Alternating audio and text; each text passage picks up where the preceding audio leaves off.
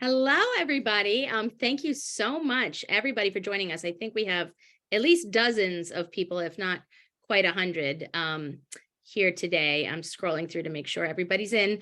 Thank you for joining us. It's weird to be referred to as senator. I'm Ariana Kelly. I've been your delegate for 12 and 13 years, and I was appointed to the Senate in the middle of the last session. So last time you saw me, I was delegate. Now I'm a senator, and we are welcoming a new delegate here today, who is Sarah Wallach, who's here on screen with us. I'm going to do my very, very best to lead this town hall with an understanding that I'm brand new, so bear with me. I'm still learning the ropes, both in the delegation here, District 16 delegation, and in the Senate altogether.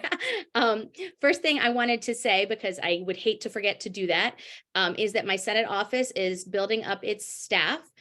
So I would love to introduce everybody and welcome my new Chief of Staff, Natalie Lynch, who is on the call here today.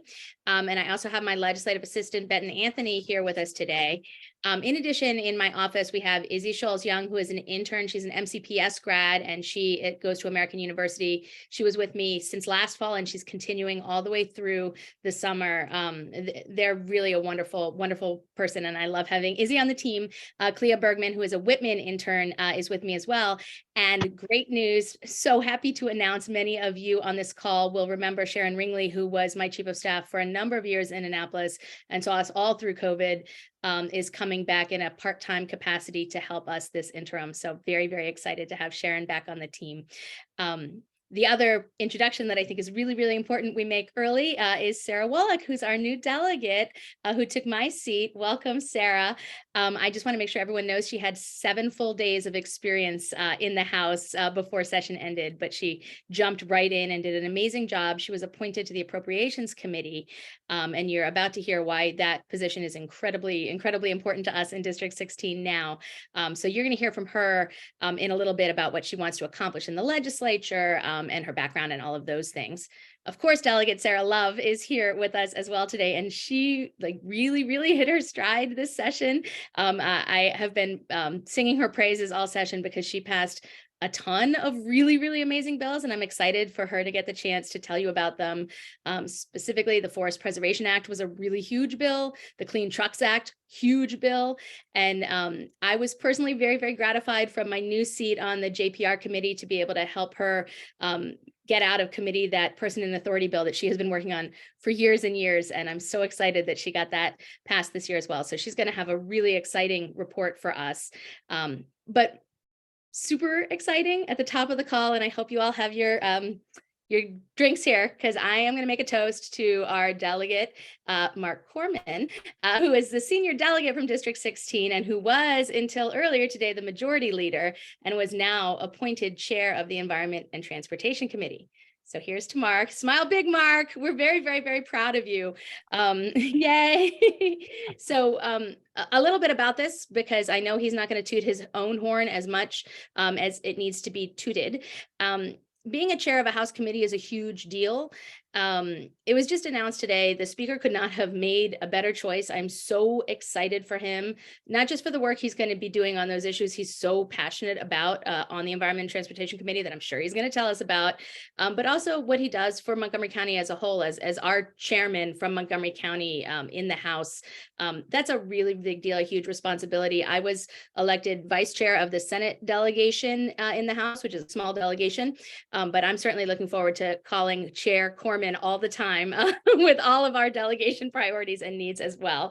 And those of you who know me know that I don't blow a lot of smoke. So I just want to say that, you know, he's so diligent. He works so hard. He is a natural leader, and we're so lucky to have him in District 16, and now the whole state is really lucky to have him chairing that committee. So I couldn't be happier about this. And just for those of you who are interested in the politics and the dominoes, that means that Delegate David Moon, also from Montgomery County, over in District 20, is going to be the new majority leader.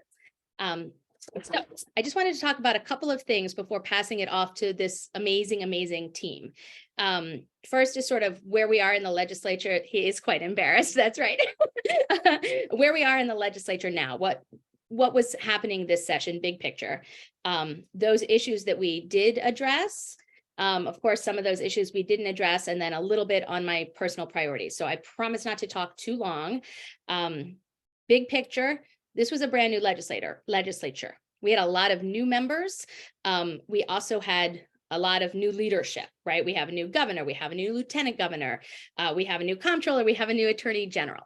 So it was a really exciting year to be in Annapolis with all of these new people. And it was also a little bit of a honeymoon period, I think, for our new leaders.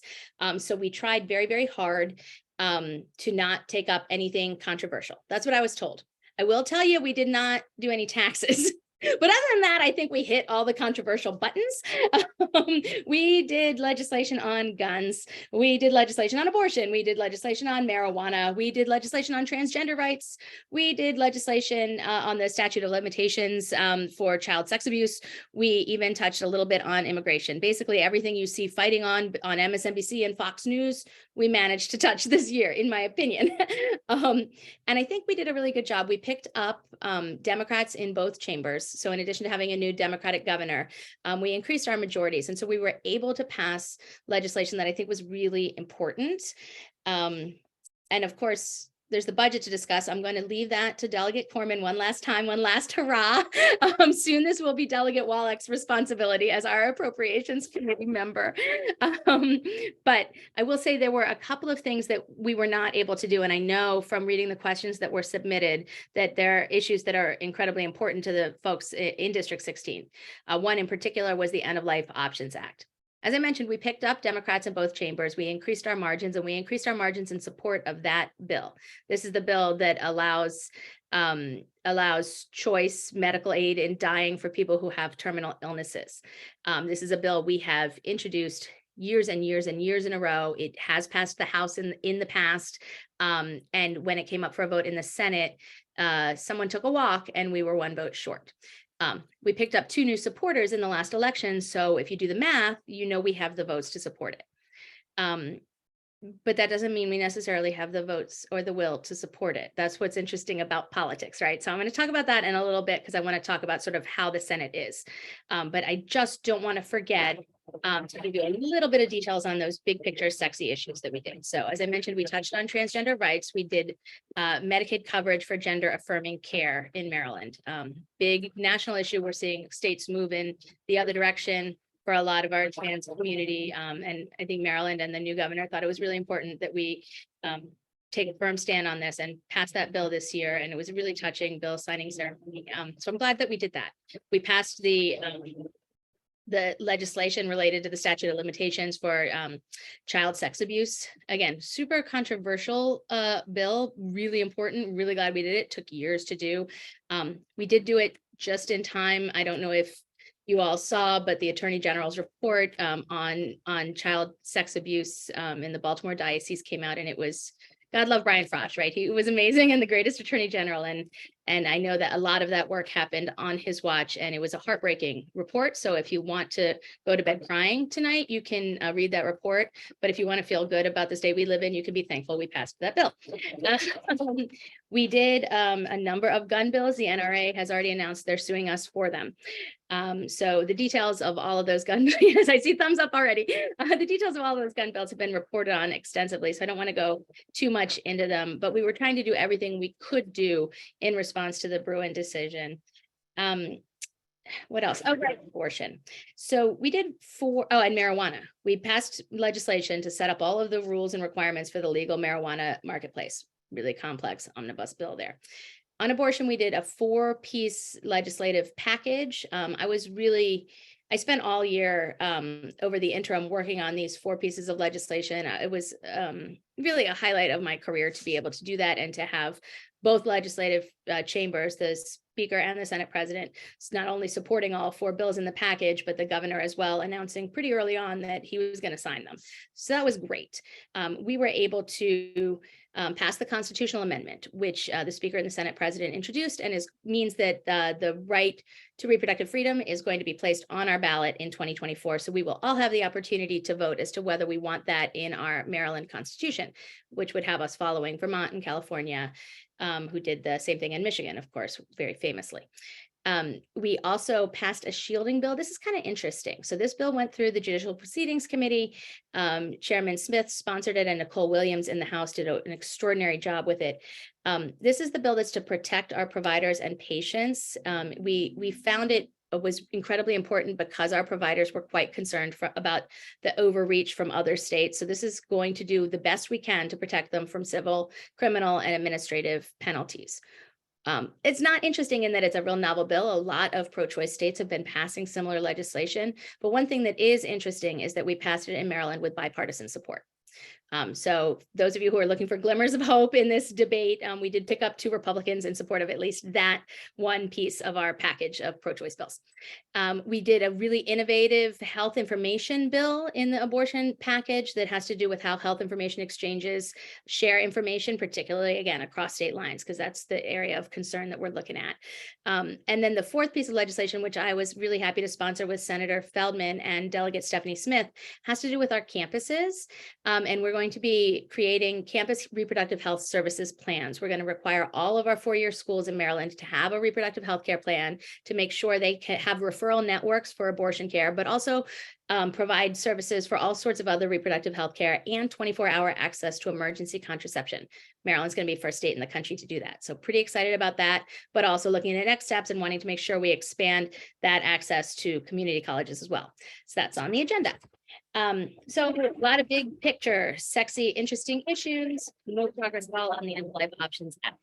So why is that? I'll kind of get to that in the second thing that I wanted to talk about, which is how is the Senate as compared to the House, Senator Kelly? Super duper different. I sat here year after year. Brian Frosch was our senator since I graduated high school. And then Susan Lee was in the seat for 8 years, and I really looked up to her. And she sat here on this meeting a lot of you came to year after year, and every once in a while a question about something happening in the Senate would come up, and she'd kind of roll her eyes and she'd be like, you all know my committee, right? That has a whole new meaning to me now. So let me just say that, the House has modernized. In my time, I came in 2011. I would say around the 2014 election, we saw this total shift, and the House became a much more progressive and diverse institution. The Senate is significantly behind in that. It was really, really awesome and probably a highlight of my career to watch that transformation in the House and to see people of color and women and progressives sort of earn more power and be more represented. So, truly representative of the voters in Maryland. It was awesome to watch that. We have now a reinvigorated women's caucus in the House. We have a robust Black caucus and Latino caucus, AAPI caucus, LGBT caucus, and they're all working together. It's kind of a dream come true. The House is younger and more racially diverse and better gender balanced. And especially in the Black caucus, it's been a huge transition because progressives are now the majority and they have progressive leadership under Delegate Wilkins. That's made a huge difference in how politics works in the House. In the Senate, totally different, right? The makeup is different. It's very influenced by Mike Miller's sort of traditionalism. Politics, for lack of a better word, is still very black and white, Baltimore versus DC in the Senate. There's not the same kind of diversity in the Senate that you see in the House. You don't have any Latino members. You have one AAPI member. You have one LGBT member. You only have 16 women. You have only one Republican woman, and the Republicans treat her absolutely terribly. It's horrifying.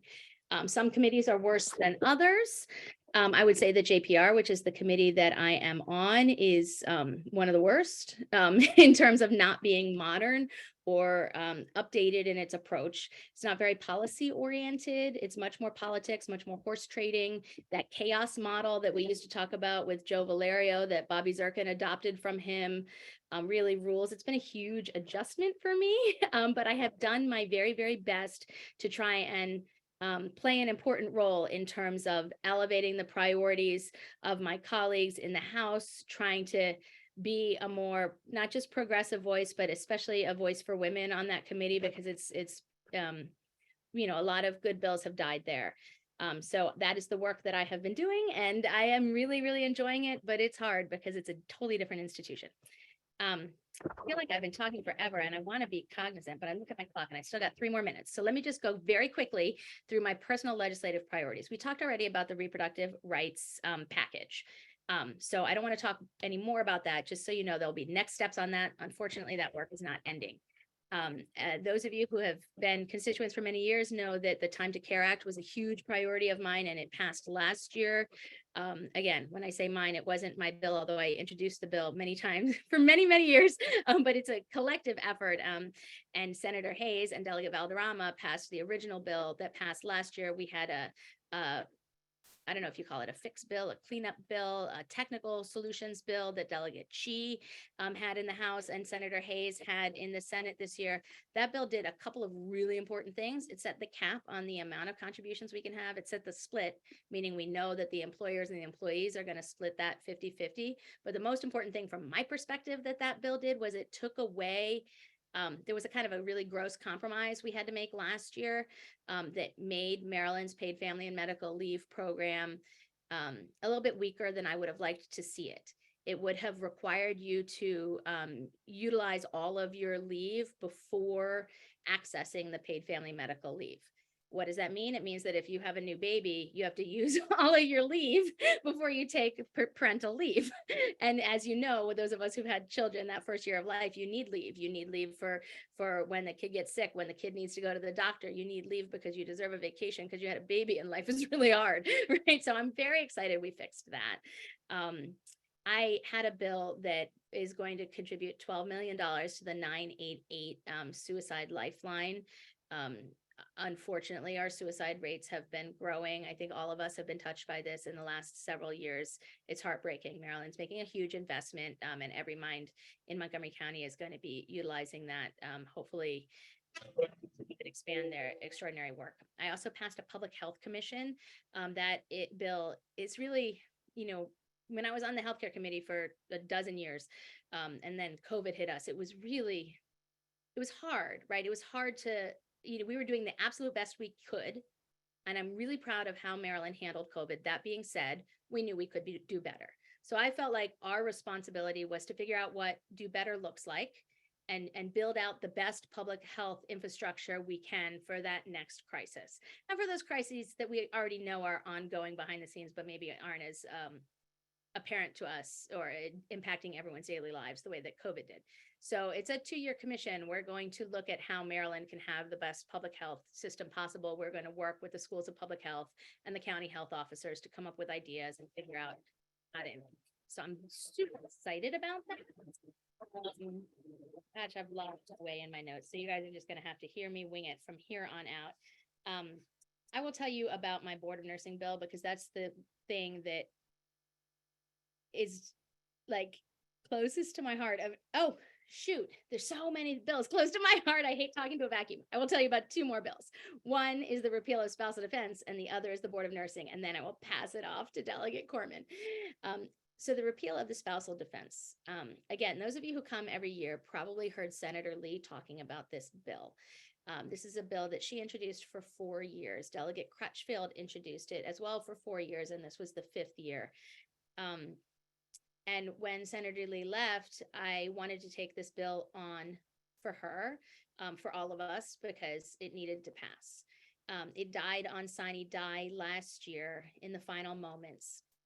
What the bill does, and people are really shocked and kind of dumbfounded when I try to explain this. Let's go back in like our way back time machine, because you have to really understand the context to understand why this law even exists. There's a statute on the books in Maryland that gives an affirmative defense for a spouse who sexually assaults someone they're married to. Basically, it says, if you're married, this could be your defense. It's not really a crime for sexual assault. For 3 out of the 4 levels of sexual assault that we have established in Maryland. Why on earth would we have that? And why, for the love of God, would it take 5 years to repeal that? Well, so it turns out, again, we have this constitutional amendment related to abortion rights that we have on the ballot next year. Very, very excited about that. I mentioned to you this public health commission that I passed. So this is how the legislature works, right? So in the early 70s, the state of Maryland decided to put an ERA, Equal Rights Amendment, on the ballot. And the voters of Maryland, in their fine judgment, decided that we should have an Equal Rights Amendment in our Constitution, and women and men should have equal rights. Love it. I would have voted for it. I wasn't even in utero yet, but I would have. Problem is that when that happened, someone was like, holy cow, what does this mean for our rape laws, which were all really sort of common law at that point. And so what do? What do legislators do? They put together a commission. And the commission really fought it out, particularly around the issue of spousal rape, because this was a big emerging conversation happening between second wave feminists and more traditionalists. Second wave feminists believing that it really doesn't matter. It really doesn't matter if that you're married or not, they shouldn't be able to rape you. They didn't win completely. So the compromise was this law that basically said, if it's forcible, violent, or obvious threat of violence, let's call it rape, shouldn't be legal, no excuse for it. But if they're unconscious, if there's no penetration, things like that, we'll give them an excuse. So that was the compromise. And we really wanted to roll that back and just say there should be no excuse. We should treat people who are married the same as we treat people who cohabitate or people who are in a long-term relationship but aren't married, all the same under the law. Shouldn't have been hard to pass. But again, for 4 years, the bill did not pass. It eventually got out of the House. Delegate Crutchfield did a wonderful job leading it out of the House. Again, we mentioned more progressive chamber.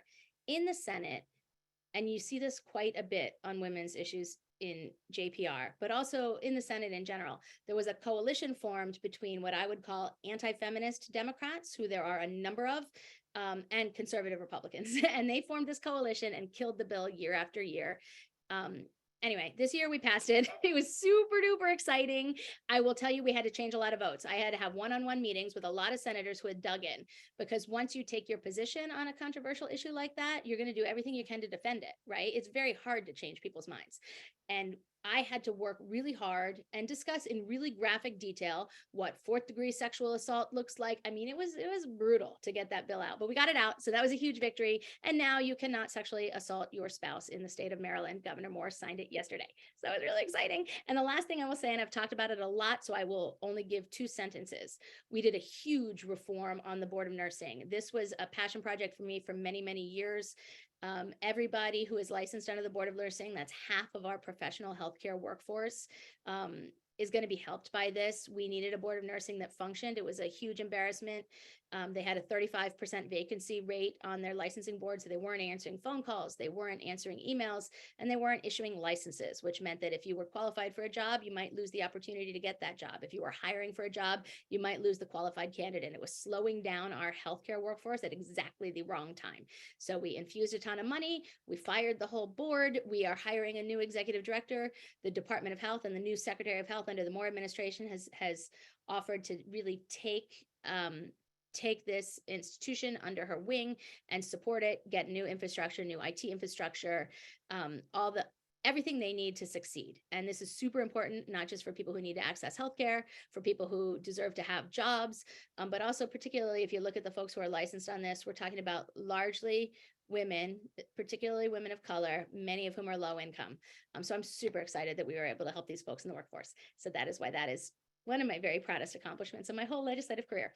I have now spoken for, I'm going to go with 15 minutes, which is my cap, or else new Chairman Corman will make fun of me. So I will pass the baton to Delegate, now Chair Corman. Thank you, Senator. I won't make fun of you, but I will make fun of the Senate. You sure learned quickly how to fill those Senate filibusters. So good job. But seriously, thanks for taking on this role as Senator for District 16. In particular, as Senator Kelly kind of explained, she's serving on a really tough committee. The issues they deal with, just from an emotional standpoint, are really complicated and challenging. And so she's doing a great job over there so far, even while also, keeping her finger on the pulse of all the healthcare issues that we're so used to her handling, as you all heard. So thank you, Senator Kelly, and thank you for the overly kind comments about me as well. I'm going to try to cover a lot of things quickly. I put my email and phone number in the chat, so if anyone wants to follow up with me for the deeper dive, please do. But obviously, there's a lot to to get through. As Senator Kelly said, this was my last session on the Appropriations Committee. I've served on there for 9 years. It's a really important committee. It's no longer the best committee, but it's still a really important committee because it deals with our state budget. So what are those dollars and cents matter? Well, that says what we can invest in that's important to us as citizens and residents of the state of Maryland. Where we put our dollars is where we're putting our priorities. And we had a pretty good year. Our budget is still in, frankly, a somewhat unexpected post-COVID surplus, but it's allowed us to do a lot of really important things, including fully fund all of our K through 12 education formulas, public education formulas, including what's called the Blueprint for Maryland's Future, which is something you may have heard is a really groundbreaking, forward-thinking education reform initiative. We were also able to forward fund that, squirreling away about $900 million into a special fund for future year public education expenditure, something very rare for us to be able to do, to put that kind of savings away for an operating program like that. We overfunded our state budget. We did our actuarially required, state pension, our actuarially required state pension contribution, as well as about $75 million extra dollars in order to make sure our pension is remaining healthy for our state employees. We were able to fully fund our college, community college formula, the CADE formula it's called, that supports Montgomery College. And we were able to fund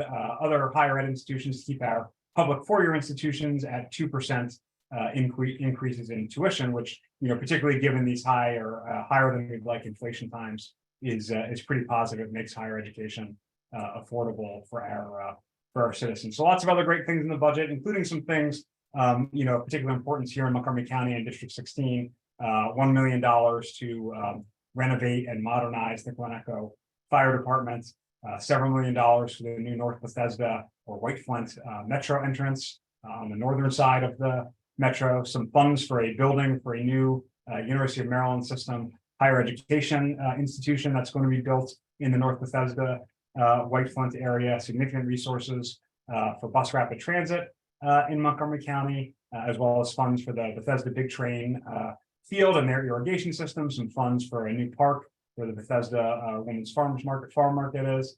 So a lot of great things happen in this year's budget. It's going to be more challenging in the years ahead. The projections of that COVID surplus are running out. So we were careful this year, like I said, to save some money for operating programs in the future and not to create too many new ongoing operating expenses, instead doing more one-time construction costs, like all those projects I just described. But all that budget problem for next year is in the hands of our great new delegate, Sarah Wallach, who I know we do a great job on appropriations and in the House.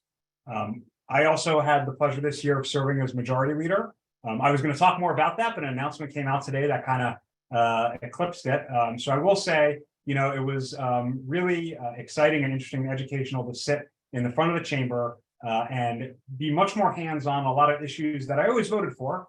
I was always there for those votes and always felt, passionately for them, but wasn't necessarily involved in the negotiation or the debate over things like our firearm safety bills, which would go through the Judiciary Committee, or bills like expanding healthcare for our transgender community, which would go through the Health and Government Operations Committee, and all sorts of other things where I was, up talking about them on the House floor for the first time in my career. So it was a great opportunity to serve in that role, speaking for and representing our strong Democratic majority, and of course, working hand in hand with the minority as well, because we are very different than Washington, D.C. And while we have our partisan blowups, and a lot of you wrote to me about the big one we had at the very end of session, most of the time we work pretty well with our colleagues from across the aisle. And I was just texting today with the minority leader about how it'd be, I would miss, joking around with him at the front of the room. I had a very, successful year on the legislative front. I don't want to do too deep a dive, but I'll just mention briefly, we were able to pass a bill to expand support for special needs teachers at special needs schools in the state of Maryland, making sure they're being paid when they're teaching publicly funded kids at the same or similar levels to folks teaching in the typical schools. Also passed legislation to improve government transparency and input at the Board of Public Works, which is an extremely powerful state entity made up of the governor, the state treasurer, and the state comptroller. And shout out to former treasurer Nancy Kopp and former delegate who's on with us this evening, as well as former delegate Bill Frick and former delegate Karen Brito. I think I saw on here as well. And also improve transparency at the Maryland Ethics Commission, which ensures that the four of us, as well as all the state's other elected officials and lobbyists and others, are playing by the rules and doing things correctly. We've improved the transparency there by requiring their meetings to be streamed on the internet. So anybody who's interested can make sure they're doing their job well. And lots of other things I got to work on this year that I'm really proud of, including expanding a program we created last year that supports programs like Imagination Library, which sends a book a month to kids under 5. It's the Dolly Parton program. If you guys have ever heard of that, if not, I would suggest you Google it. I don't want to spend your time here, but it's a really great program that helps a lot of kids get books in their hands for the first time. And I don't know if my backdrop reveals it, but I'm a fan of folks reading, and the younger the better. I did just want to spend a little bit of time talking about some more parochial issues in our district, because we have a lot of questions about them that people submitted, and I know my colleagues and I get them by email a lot, and I guess it goes well with my new committee. So I'll just say roads, roads, roads. And again, this is going to be the quick, short version on 4 different road projects that you all have been emailing about quite a bit. One is the prior governor's proposed expansion of 495 and 270, extremely controversial. I would say that Governor Moore has kind of put that on pause. He is broken up, I'll say, with the public-private partnership contracting partner that Governor Hogan had entered an agreement with, but he is not, killing the project entirely. It's in sort of a review period, and I think this summer we're going to hear more of a public process for people to weigh in on what they would like to see in terms of the American Legion Bridge, the Beltway, and 270. I'm one who believes that something needs to happen to try to address some of the traffic issues, but we also need to be clear-eyed and realistic. And just adding more lanes is probably going to cost a lot of money and have a lot of environmental impact, and not necessarily solve the problem we're trying to solve. So we want to make sure the roads are safe and efficient, but we also want to make sure we're spending our dollars well and doing it in an environmentally friendly way. So to be continued on that. Like I said, I think Governor Moore will have more public process on that this summer to figure out sort of what the next steps are on that project. Next is the Old Georgetown Road bike lanes, in the briefest way possible. As you all know, sadly, we've lost some lives along Old Georgetown Road, in part because there is no shoulder or buffer or green strip between the sidewalk and the road traffic. So we had 2 cyclists basically careen off the sidewalk and go directly into road traffic, along with lots of other injuries bad. We've pushed State Highway pretty hard to try to make the road safer, because we would like to see less death, less injury. The first phase of their solution was turning 2 of the road lanes into bike lanes on a part closer to downtown Bethesda. Didn't have much impact on traffic. We didn't hear much about it.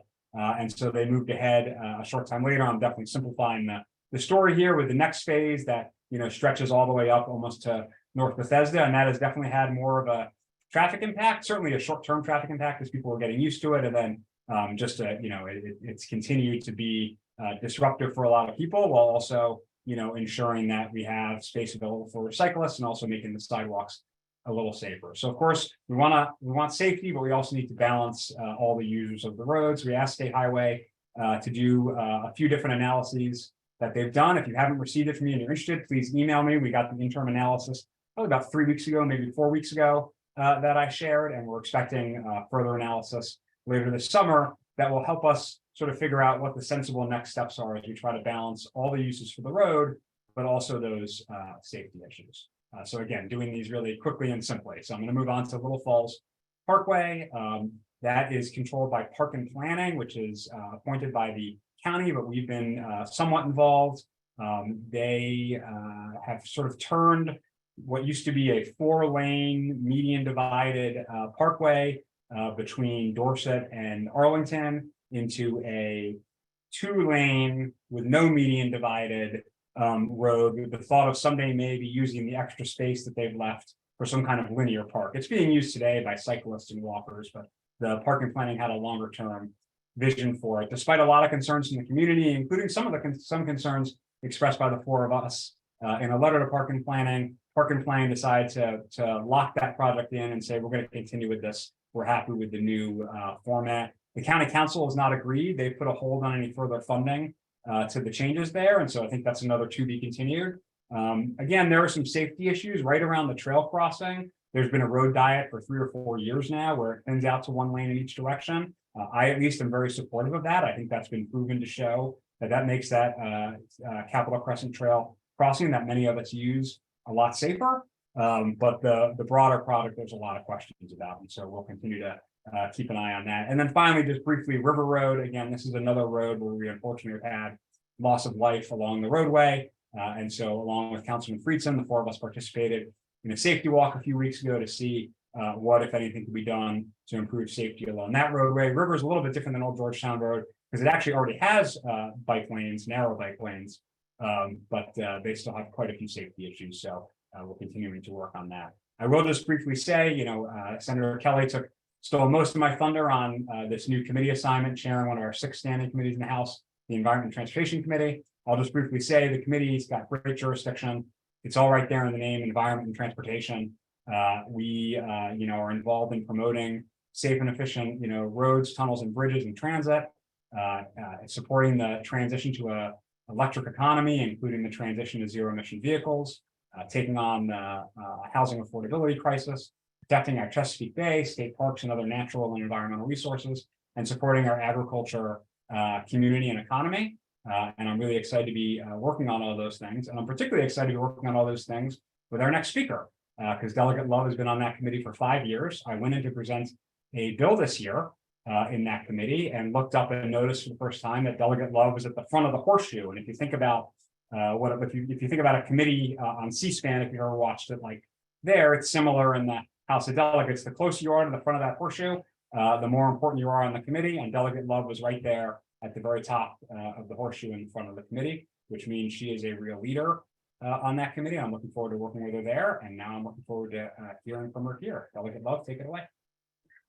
Thank you, Mr. Chair. And I cannot tell you how excited I am to say that. Welcome to the Environment and Transportation Committee, Chair Corman. It's going to be a great future with you at the helm. And now I can say welcome to the best committee, because now you have to say that as well.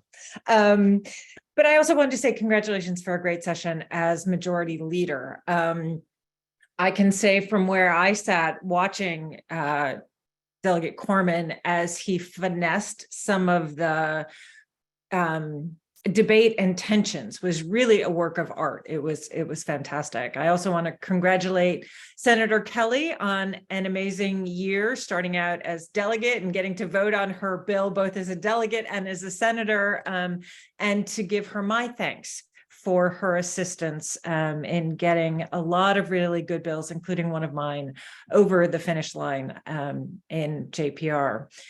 So as Chair Corman has said, I sit on the Environment and Transportation Committee. It was a great year in ENT. We passed a lot of really good legislation. We did a lot of work around zero emission vehicles. There was a governor's bill that we passed that had to do with grants for helping medium and heavy duty trucks move towards electrification.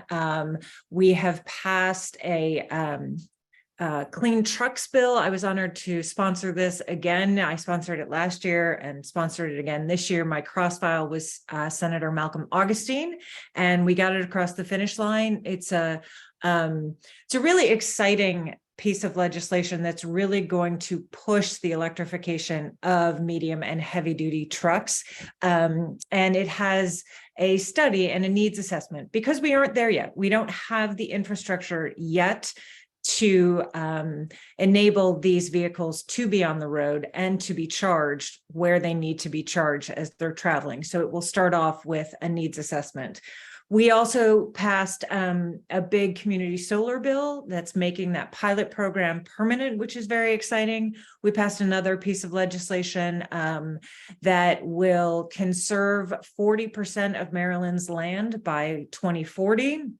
We also passed some legislation promoting native plants. They are much better for our environment. And So working with localities on ensuring that local plants are in our stores and have the proper support that they need.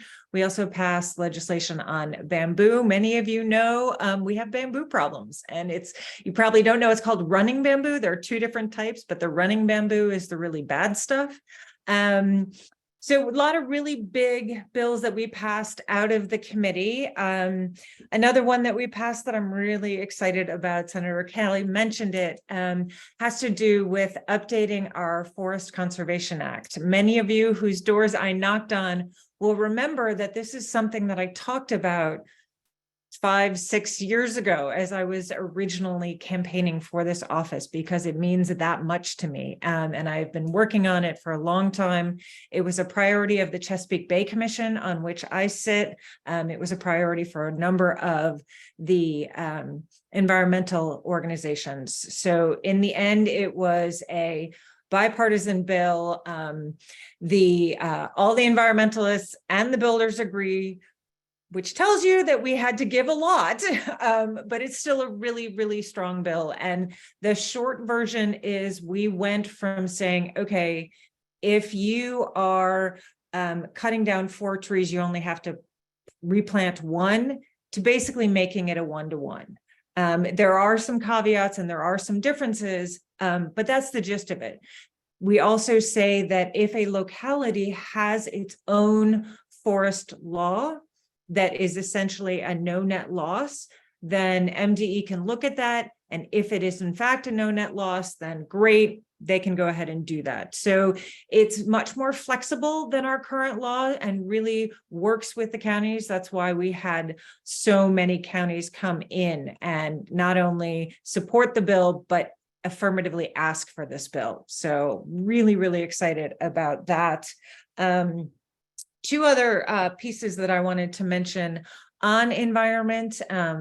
One, as we've talked about a lot of times on these town halls, we all know that with climate change, we're having more storms. They're more frequent, they're more powerful, and therefore we have more rainfall and more sediment. So one of the pieces of legislation that I had this year that passed had to do with updating our regulations when it comes to sediment running off construction sites. Right now, as long as the construction site is following the rules, it really doesn't matter what happens downriver, which doesn't make any sense, because the sediment is running off from that construction site. So we're really updating those rules, which is exciting. And then the last piece, you all have heard me talk a lot about waste and recycling and plastics. Very excited, again, with Senator Malcolm Augustine, to have pushed across the finish line a bill on producer responsibility. So this bill sets up, it doesn't implement the program, but it sets up a needs assessment. MDE is going to take a broad look at what our infrastructure is on waste and recycling and packaging. And it's going to start laying out how we get to a producer responsibility program. And then the last bill is one that Senator Kelly mentioned. And again, thank you, Senator, for your help. This came to us from a constituent. And I remember it was my first year. Our constituent emailed the entire delegation. I didn't even know he was our constituent. Delegate Corman messaged me and said, hey, this seems like something that, would be in your wheelhouse. And what it is right now, state law, the age of consent is 16. State law says that people in a position of authority, for example, if you're contracting with a school, so a teacher or a principal, those people should not have sex with 16 and 17-year-olds. Well, there are a lot of people in positions of authority who aren't contracted with schools.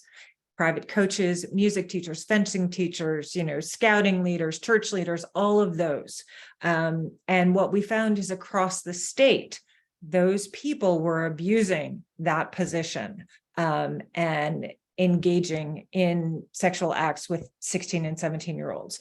So the bill expands the definition of position in authority to say, no, you may not engage in sexual actions with 16 and 17-year-olds. So I'm so thrilled. The governor signed that bill last year. I'm sorry, yesterday. So that's really one that's special to me.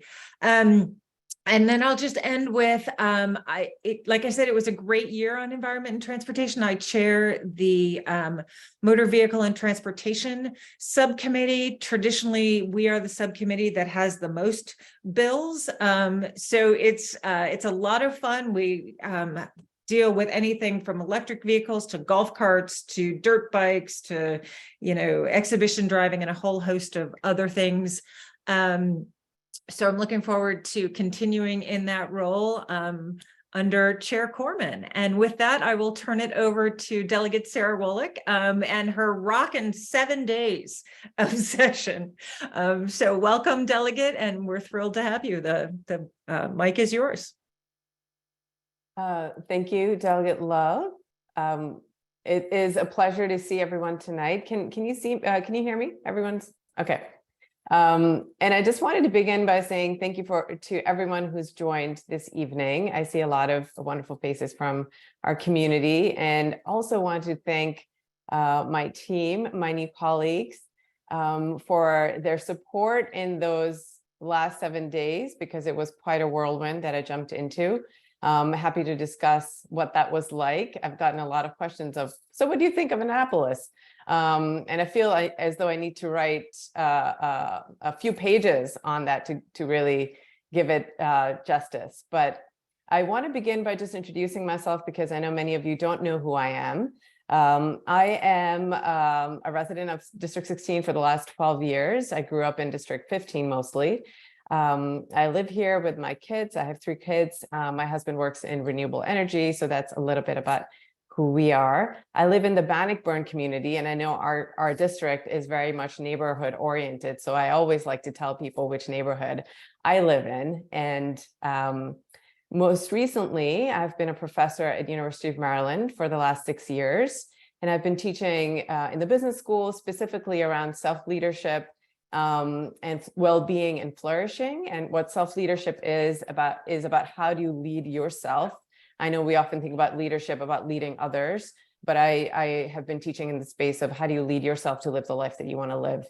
Before that, I spent over a decade in the federal government working on policy issues across a whole host of issues. I've covered small business and innovation. I worked on housing issues, fair housing specifically, and equal rights and equal opportunity there. I worked at the U.S. mission to the UN up in New York, and I did work around reform of the UN. I did a lot of work around government transparency and spending, which brings me to the opportunity that I am so very lucky to have in the General Assembly now, as I will be filling very, very big shoes of Delegate Corman, who served on the Appropriations Committee all these years. And I'm very, very excited to be working on the budget. I know it might seem dry to some people, but I've spent over 3 years on the federal level working at the White House Office of Management and Budget. I think that budget is really an articulation of what you value, right? And it shows effectively where are you putting your money, and it has a lens to implementation, and that's something that I really care about.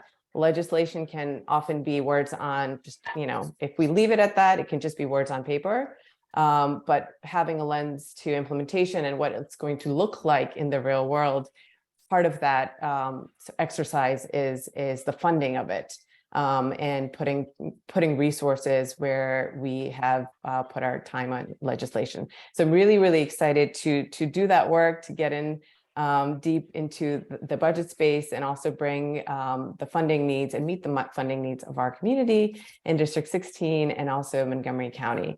Let's see what I hope to accomplish. I have a list of things I want to make sure I touch tonight.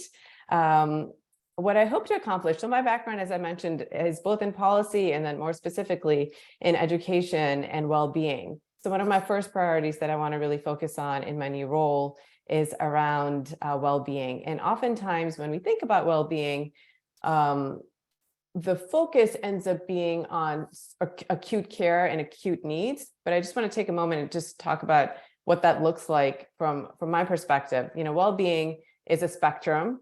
On the one hand, you have people who are languishing, who need acute care and attention, who are suffering from depression. And on the other hand, you have people who are flourishing, who are living full life where their purpose aligns with their actions and their values. But most of us actually are sort of in the center of that spectrum. We're somewhere in the middle. And so we can move up to flourishing where we're living really well lives, or we can sort of regress into languishing. And so I want to look at policy from a lens of prevention. So I know oftentimes we focus on mental health and the acute side of care, and I want to be an advocate on that issue. But I also want to look at the spectrum where we think about well-being and we think about the tools that we can bring and what role policy can play in creating and sharing those tools with people so that we don't regress and we actually can shift people into the flourishing space. I'm really, really excited to work on that issue. Another issue that I'm really, really excited to advocate for is, well, I'm an educator and I'm specifically interested in supporting educators who are working with kids in the 0 to 5 age group. That space continues to not get the attention it needs. And I think everybody on this call knows how important investment and nurturing of humans at that age, what positive results it yields downstream. So I want to look to what I can do for the workforce in that space. I also want to look at whether or not we are equipping our young people to meet the economy of the future. Again, as an educator, I see the curriculum for what it is. I also see the economy for how it's changing. I want to make sure that there's a match between what we're training our young people to do and what the world is, continuing to change into. I also want to look at specifically supporting individuals with complex medical needs and disabilities, and the care that they need when they're minors, but then also as they move into adulthood. And that sort of gives hopefully a little bit of a scope on my areas of interest. But I want to be, I'm a representative, so I want to make sure that I'm representing the values and the interests of our community. And at this point, I would love for you to, reach out to me. To put my email in the chat. And also Claudia, who's my chief of staff, I'm so excited. Since the session ended, since my whirlwind 7 days, I've been busy trying to stand up my office, get myself organized, and been very, very lucky to onboard Claudia Fess, who is my now chief of staff. Claudia, do you mind doing a hand wave on the, thank you. So that's Claudia, and we are very excited to be working with you. I'm looking forward this summer to get to know more members of our community. Have been busy spending the last weeks doing that, and we'll continue to do that work going forward. So very happy to be here, happy to take questions as well. And I think that's the speaking portion, and maybe we shift into the Q&A. Absolutely. So there was some chatter in the little chat there that I was going on too long, and then Corman made a joke about my filibustering. So I just want you all to know, because I have shared many a thing, I time everyone. So Delegate Wallach, you took a good 9 minutes, which is awesome. Delegate Love took 10 minutes. Delegate Corman took 13, and I took a big 15. So I will try to sit back on the Q&A and make sure that everybody gets equal time. And we will start with one for Delegate Love, because she's got some time to make up. So we do have a series of questions that were submitted at the time of registration.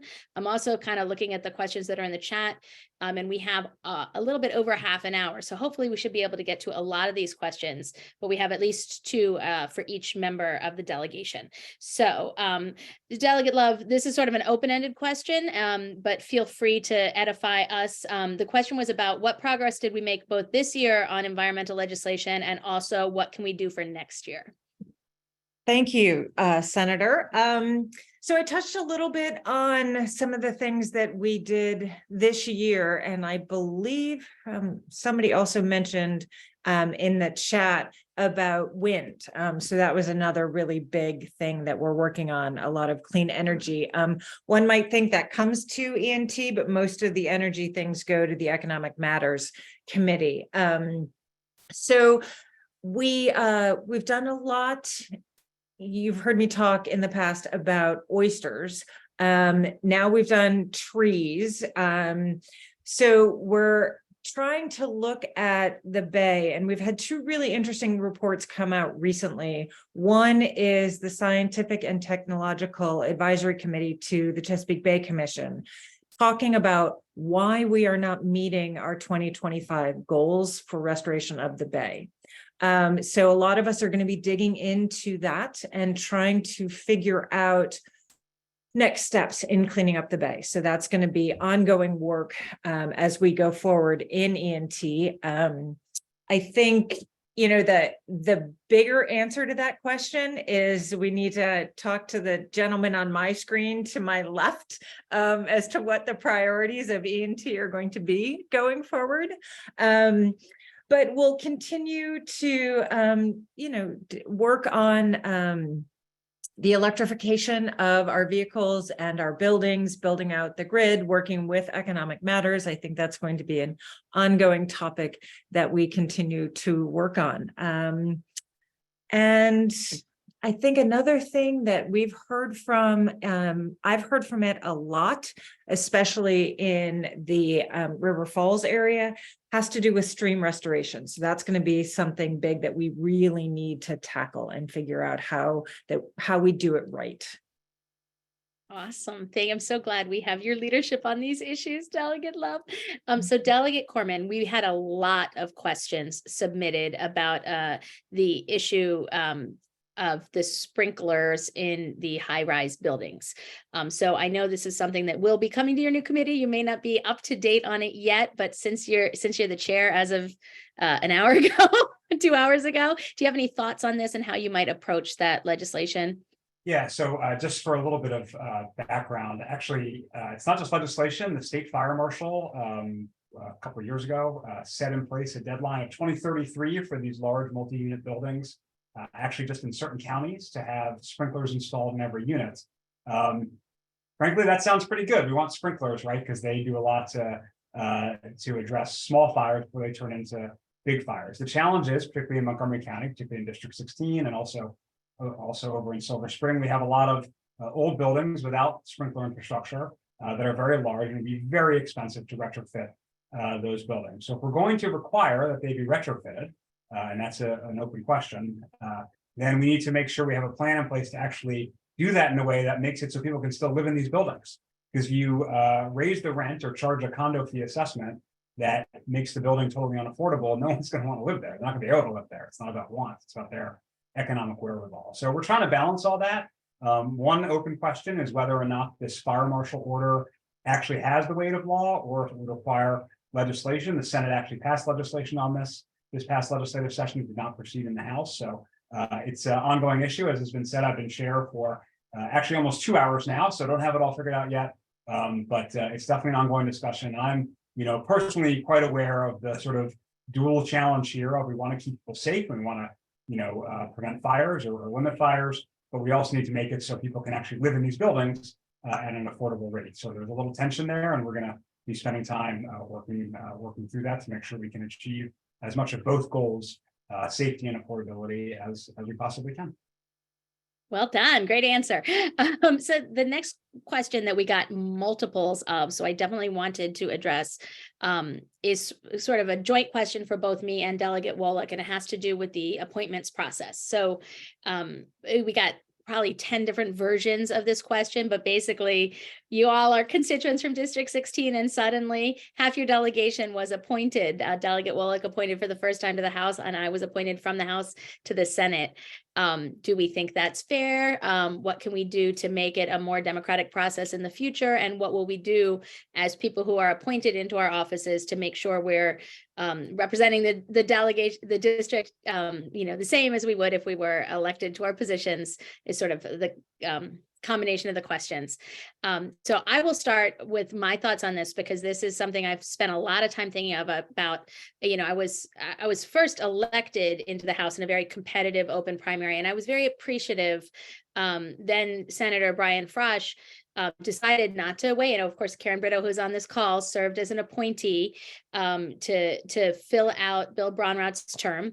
And then we were able to have a competitive open primary to continue on, because Delegate Brito did not run for election as an incumbent. That allowed the open primary that was really robust and forced me to do the hard work, right, of earning the votes of District 16. And that meant I had to walk through all of the neighborhoods and knock on all of the doors and talk to people and hear their concerns and know them and know the district. And there is so much value in that. Right. And I think that is, my one piece of advice to Delegate Wallach, which I know she's going to be doing, is, you have to get to know the communities, not just your own community, but all of the communities in the district. And that takes work. It takes going out to events. And I'm going to toss this question to her, because I'm sure she will have really good thoughts about how you can best serve the district, even as an appointee. In terms of sort of process-wise, what we could do to improve the process, I do think 4 years is way too long to have an appointment. There have been ideas floated that I think are very good, but need some work, having to do with having a special election during the presidential election year. That would make the appointments much shorter, no longer than 2 years, which I think is much more democratic. That being said, when you're talking about running an election in a presidential election year, you're talking about a huge universe of voters that are going to turn out. And you don't want to create a situation that's going to really unfairly advantage people who can self-finance, and then you're only getting people who can buy the seat. So that's the balance that you're looking at. So, in my perfect world, we would find a solution that allowed short-term appointments and then special elections, and we would have some kind of public financing option for those state legislative special elections. I think that would be the perfect world. I don't have a bill that I'm proposing yet, but I've been talking to a lot of the folks who have been appointed into the Senate during this term, as well as folks who've been appointed into the House, because there are many of us who feel, while we are honored and privileged to have gotten in through an appointment, and understanding from our constituents that they sure would like to take part in an electoral process for their representatives. So with that, I will pass the question on to Delegate Wallach, and you can answer whichever part of it you'd like to, sort of on the appointment process and how you'll serve. Thank you, Senator Kelly. I agree with a lot of what you said in terms of improving the process. I'll begin by saying that I first became aware of this issue many years ago when Delegate Moon visited my class on campus. I teach a class on sort of careers in the impact space. And I learned back many, many years ago that he'd been, in fact, advocating for special elections instead of appointments, and had been fighting that and has been fighting that fight for many, many years. The reason I think it didn't get much attention was because we had a Republican governor, and less poaching, frankly, happened from the General Assembly, unlike what's happened very, very recently, and might even continue into the summer. We may get even more appointments from the General Assembly. Let's see how things shape up. But as such, there's the attention is back to this issue, and it is one that can be improved, should be improved.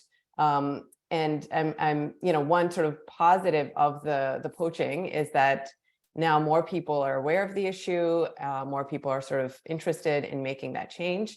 So what would that change look like?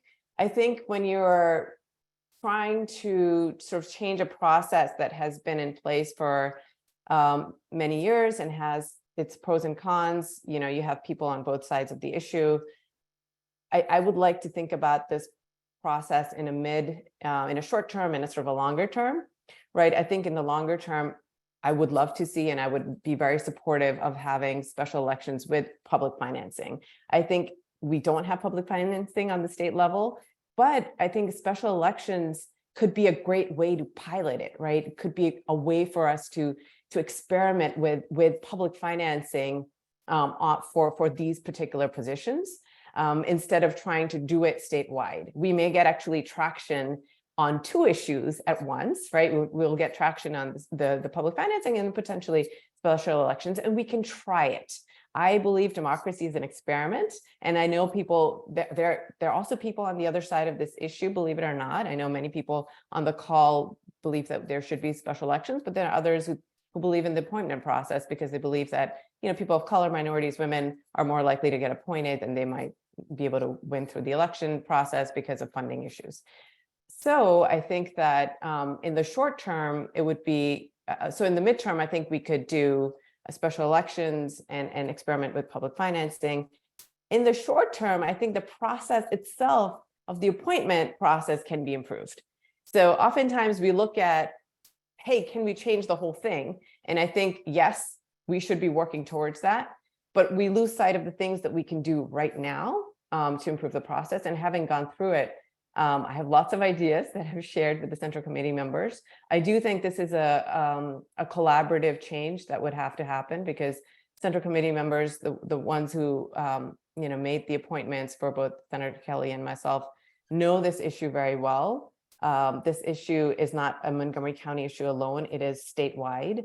So I would love to learn from Central Committee members how they believe they can improve the process. I think it would be great if this becomes an agenda item statewide, and we hear from them on what immediate steps they can take to improve it. And I think in the midterm, having a special election would go a long way in creating a much more representative, fair, democratic process. What I can do to address sort of coming in this way is twofold. One, the way I would say, in quotes, ran for the appointment was I waited until the position was publicly posted. And because I thought that was the most fair way to approach it. There were people who were in the race who were lobbying for endorsements and lobbying for votes on the committee even before it was publicly posted. And I thought that was not a very transparent, fair, democratic, inclusive process. So I think that is a change that we can do right away. Another thing I hope to do, and I'm already doing, is meeting with members of our community. I just had a call, Claudia and I just met Monday with the Westmoreland neighbors, as well as Stone Quarry. And I hope to be meeting with all of our community over the course of the coming months. So one ask I have of you is please, reach out to me, to Claudia. You have our contact details. This is something that we're actively doing. And I hope that will, go some way in making it a more fair and democratic approach. It's not perfect. We're going to make the best of it. I'm going to do my best to represent you. And that's what I have to say on that. Great answer. And we're so excited to have you. I've been so happy to work with you. Let's change tunes a little bit, go directly to Delegate Love, because this is a question specifically about the forest conservation law. I don't even understand the question, so I'm hoping you can help me with this. Will the new forest conservation law help protect stream beds from the forest destruction in the name of stormwater management? Yes. Great answer. I can go into a lot more detail, but it might be better if, I'm not sure who put that question in, but if we did that and sort of went through the bill more in detail with the questioner. But in short, yes, it prioritizes certain forests, certain areas, and those that are around streams are priority areas. So those are the 1-to-1 match. Actually, I lied. Those are a 2-to-1 match because they are, like old growth forests, they are exceptionally important for our environment. Perfect. Well, actually, that was from Patty McGrath, so you can connect Excellent. with her one-on-one and talk extensively. Thank you. Thank you so much. Senator Feldman said you were the go-to person on that bill, and he was right. Thank you. Thank you. Excellent. So let's find a question for Delegate Corman. You've been so quiet. We need to hear from you again. We talked to you about sprinklers and high rises. What about the planned improvements to Glen Echo Fire Department? Can you give us an update on that? Yep, thanks. I tried to capture that in my opening comments, but last year, the governor, actually, the previous governor, amazingly enough, included some funds in his budget to renovate and modernize that very old fire station and Mass Ave. And we added $1 million this year, help support that project. I don't have the details of the plans in front of me, but a number of us went on a tour sometime last year to sort of look at what they needed to do there and how they needed to upgrade. And so that is in the design process at this point. So whoever asked that question, I can look up and follow up on sort of where they are in the design process. And obviously a big part of that is going to be talking to the community around there to make sure that they're consulted on everything going on. But that fire station is in need of an update. It's quite aged. And so we're happy we were able to support that. Awesome. I'm gonna take a question that I think I can best answer, and then we're gonna do like a round robin of some questions that I think are relevant for all of us. So there were a number of questions, and I touched on this a little bit in what I said, but I'll dig a little deeper since we got so many questions on the End of Life Options Act. So what can we do to pass it? Why didn't we pass it? What is going on? We've sat at this town hall, I'm kind of 6 years maybe in a row. We didn't introduce the bill last year, but certainly year after year after year, wondering why this bill doesn't pass. And then there's been a discussion in the chat about maybe we send it to the ballot, which is a possibility. And we can certainly talk to Senator Waldstreicher and Delegate Pena-Melnick, who are the sponsors on the strategy there. I will tell you that as someone who is a strong supporter of this legislation, and I supported it in the House when we got it out, now I'm over in the Senate, where I know that we have the votes if you count them, but a lot of those votes were twisted arms. So I think that is one of the issues. I think the best thing we could do to make sure that bill passes next year is to have a push from the governor telling us he wants it out. I think that that's the winning move, and that's what I would do, because my short time in the Senate, I can tell you that I heard from a number of people who were, and this is not my position. I love the bill. I think it's so important. I want the bill very badly, so I'm trying to be strategic here. I spoke to a lot of people who behind closed doors said, I'll vote for it if I have to, but I really don't want to. So it's soft support. So that's why I think getting the governor on board strongly and publicly is going to be the most helpful thing we can do to make sure we get that out for a vote, because we have the votes, but we don't have the will. So I'm hoping next year is a great year for that. And I'm hoping it's because we have leadership from the administration saying it's time. With that, we've got a little bit more time. We have a couple of like open-ended questions that I thought were really cool. So let's do like a round robin. If everybody on the team will do Delegate Love, Delegate Corman, Delegate Wallach. What are you most proud of? What's your proudest accomplishment this session? Delegate Love. Between Forrest and Person in Authority, it's a tough one. It's a tough one because Forrest Had a as good I year. said, yeah, I had a great year. Forrest, as I said, is something I campaigned on. But Person in Authority, it means so much to me. And I worked for years on that bill. So I'm going to cheat and take 2. Good answer. Delegate Corman. So when I became majority leader last year, Delegate Lukey, who was my predecessor on the role, said you'll be able to get one thing as majority leader if it's important to you. And so I used that one thing to support the special needs children that I mentioned earlier who are at these schools. These schools have a terrible name. They're called non-public placements, but they're actually publicly funded. So these are kids who go through IEPs in our school systems, our public school systems that are paid for by the public schools to go to these specialty schools. But the teachers are not in the same sort of pay system as the teachers in the typical public schools. And so we passed a bill to make sure, as I said earlier, that they get commensurate pay with the teachers in the typical public schools, because they are also teaching public school kids. And in fact, they're teaching public school kids with even more challenges and difficulties than the kids in our typical public schools. So that's probably the thing I'm proud of. It took about 3 or 4 years to get done, along with my Senate sponsor, Senator Zucker from District 14. I love that bill too. I'm so glad that you made that your priority. When I saw that we were passing that, it brought me great joy. So thank you, Delegate Corman, for prioritizing that. Now, Delegate Wallach, in your 7 days, I am confident you found the bathrooms. Anything else you would like to report back on? Thank you. I'm last, so I should have come up with a really fantastic answer for this one.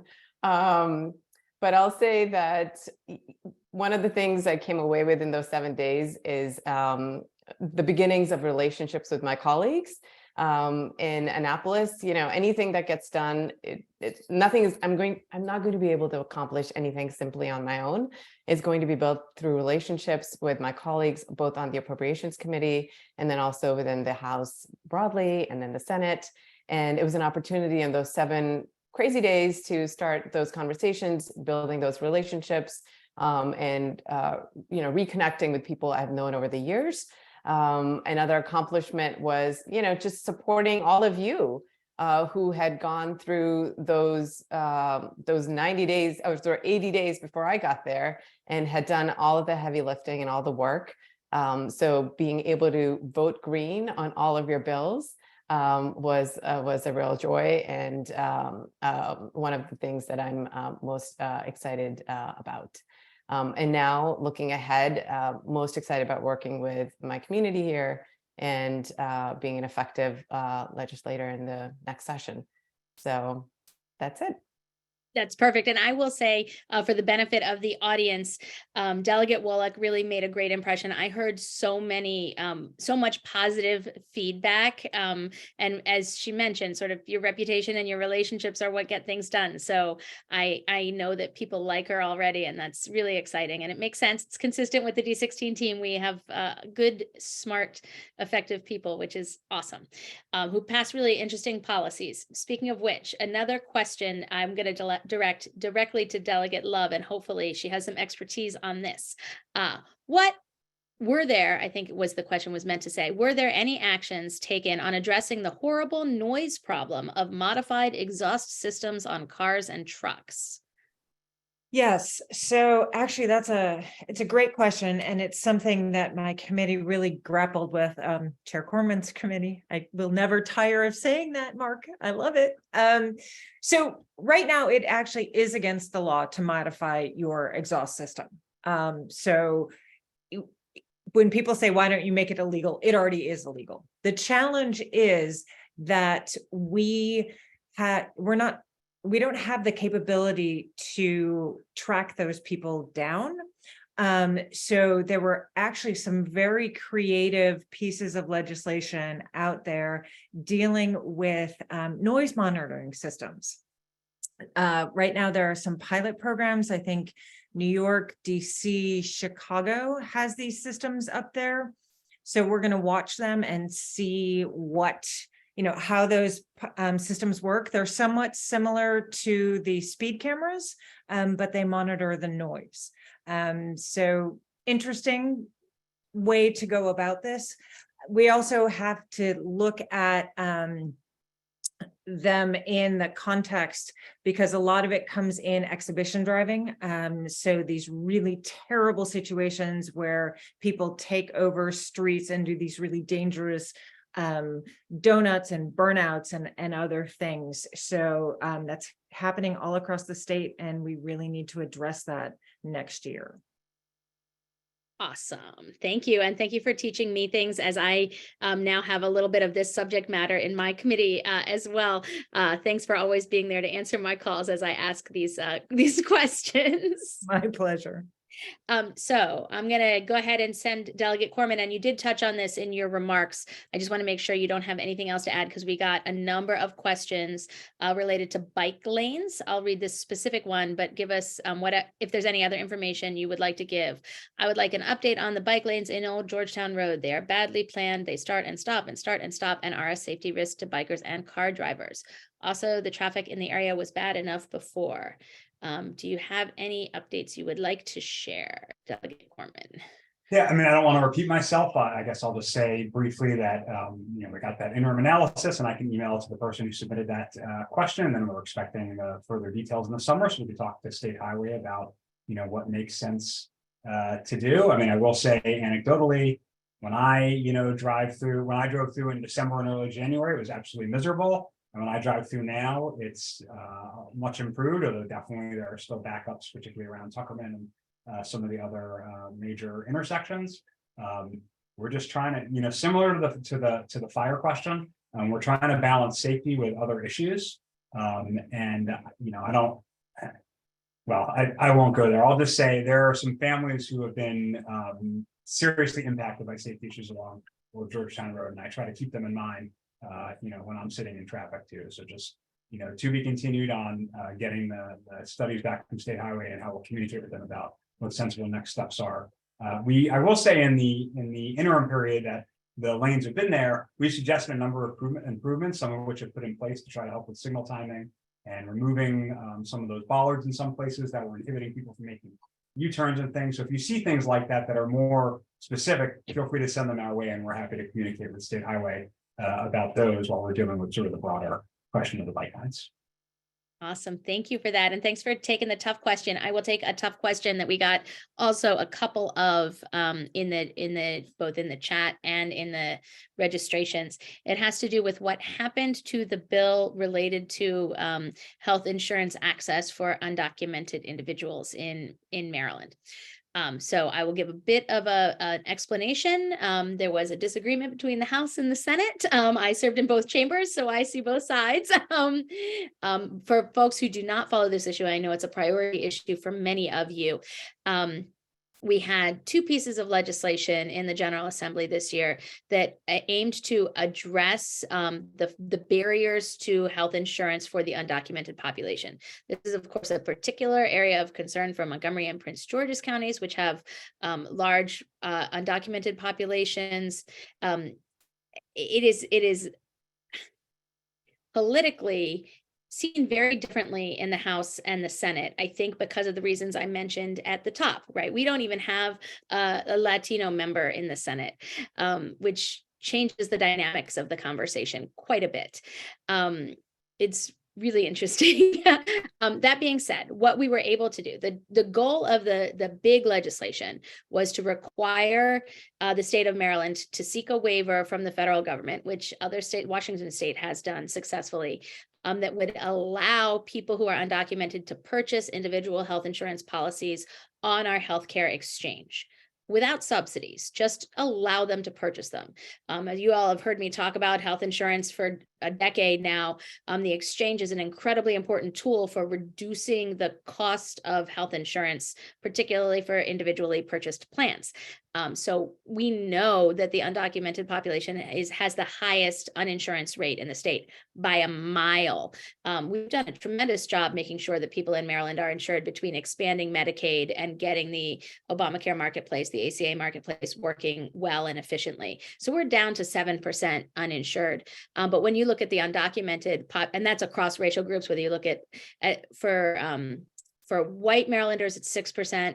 For Black and Asian Marylanders, it's 7%. But for Hispanic Marylanders, it's much higher. And for the undocumented population, it's over 40%. So this is a population that we really need to address. We know that if you don't have access to healthcare, you're going to delay treatment, and that's going to increase both negative health outcomes, but also cost of care. So it's a problem that a lot of states are wrestling with. This seemed like a pretty reasonable solution, right? Without subsidies, allow people to access the Obamacare marketplace so that they can have affordable plans. It passed the House. It did not pass the Senate. What the Senate passed instead was a study bill that is going to look at a couple of different things. One of the things that we did last year was provide Medicaid coverage for pregnant individuals who are undocumented, but of course their children will be citizens if they're born here. One of the things that other states are looking at, which this is going to study, is should we expand that coverage to include children, Medicaid coverage for children?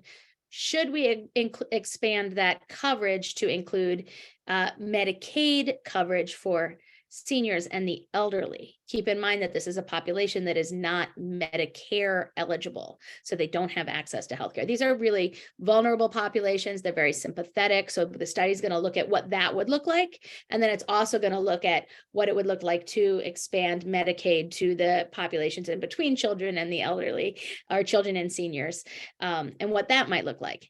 And it's going to study what it might look like to have the insurance marketplace open and available both with and without subsidies. So there was an article in Politico about this. We're not the only state looking at this. It's obviously extremely hot political topic.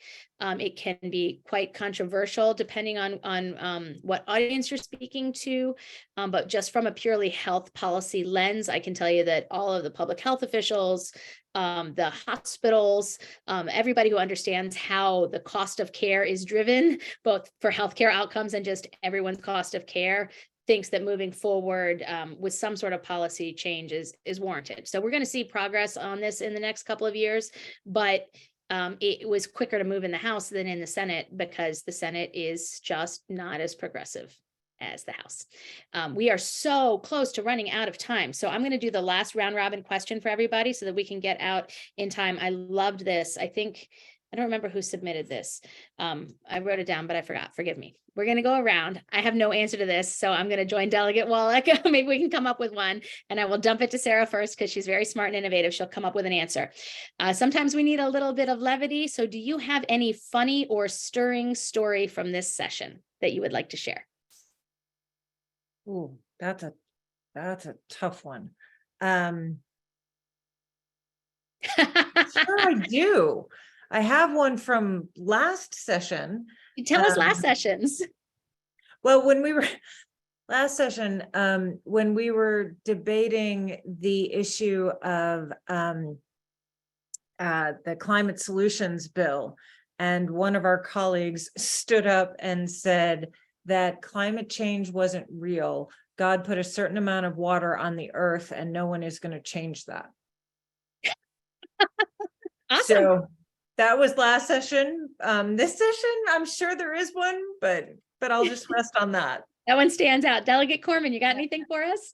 Yeah, I tried to be a good member of our team and make sure that Delegate Wallach, knew where to go and when. And I was on the committee with her, so I was always coming up during committee and telling her this is what this is normally like. This is the end of the session. It's not like this. And Delegate Love and I walked over for swearing in. I felt like I was doing such a great job. And then maybe the second to last day, she was just wandering in the hallway, and I watched another member show her that there's a back entrance and an office to our committee room, which I had never thought to show her. And I felt just really bad that I had screwed that up. So I apologize, Delegate Wallach, for not showing you that, but I will show you where all the money is hidden. So we'll get the big stuff right.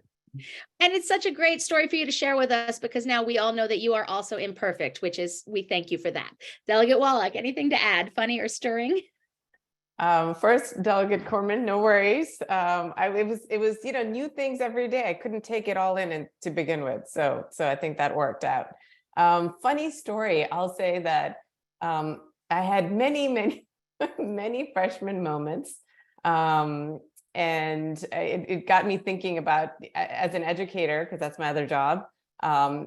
Seeing young people coming in, and I felt. I could feel for them being new again in a space. So, spilling coffee on a coworker just cause I can't find my way to my seat, I just do that on my way, or getting a badge that is not the right badge. Those kinds of things were happening left and right, but it brought some lightness to an intense week. And I'll say on the sort of stirring side, I just loved Speaker Jones, her presence in the chamber. Even when things got rocky, she handled everything with grace, and just seeing her up there made me feel very comfortable in that chamber. So that was the sort of stirring emotional connection I had that week. Oh, that is, I think, a perfect note to close on. I feel the same way. So thank you. Any other words from anybody else in the delegation before I sign off for the team? Okay, well, I will just thank District 16 for being the best constituents in the state. We love you. Thank you for working with us. If we didn't get to your questions, you have our office emails and we will get back to you. And thank you for joining us tonight. Have a good night. Bye. Night, everyone. See you, Thank you. Mariana.